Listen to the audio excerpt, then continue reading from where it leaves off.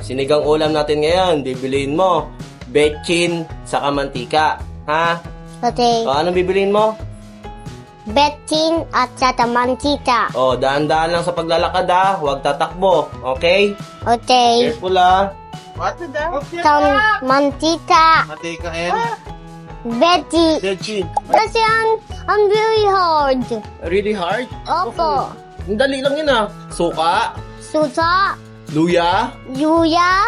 toyo. Toyo. Anong bibiliin mo? Suta.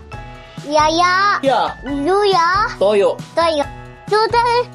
Suta. Yuya. Toyo. Suta. Yuya. Toyo. Suta. Yuya. Toyo. Suta. Suta. Yuya. Toyo. Ha?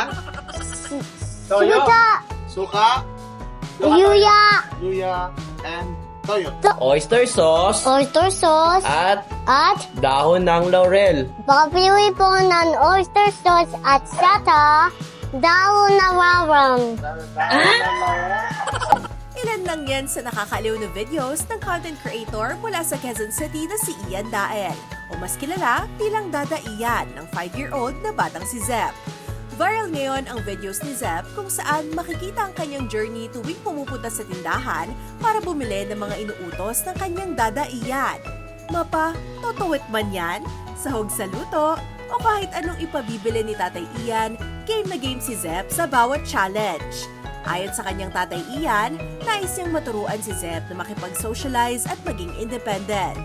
Bali, bakasyon na siya, tapos nakita ko si Steph na nabuboard sa bahay. So, naisipan ko na itry siyang utusan. Tapos, nagkabit ako ng camera.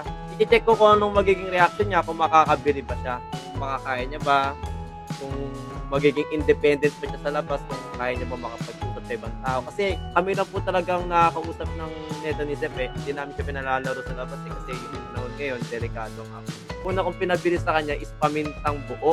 Yun na yung pinabili ko sa kanya. Pabili, Pabiri. pamintang buo, Panintan buo.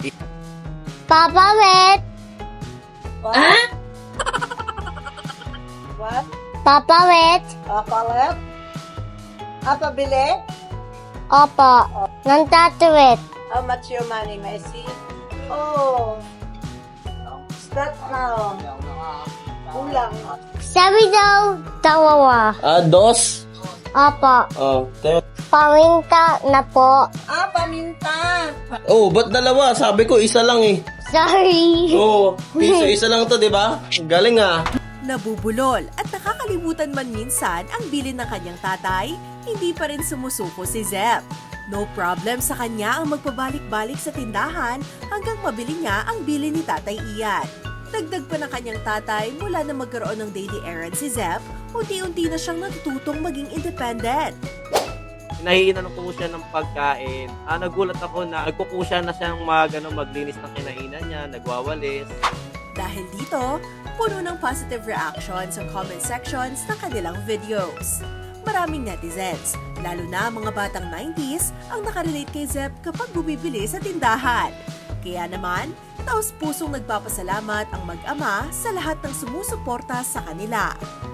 Maraming salamat po sa patuloy na pagsuporta sa amin, sa page namin, sa content namin ni Zep, at sa pagbibigay ng mga magagandang feedback, lalo na po na nakaka-touch din po eh. Kami po na-appreciate namin yung mga ginagawa namin at napaparamdam nila na tama at maganda yung way na pagpapalaki namin kay Zep. More. Thank you po.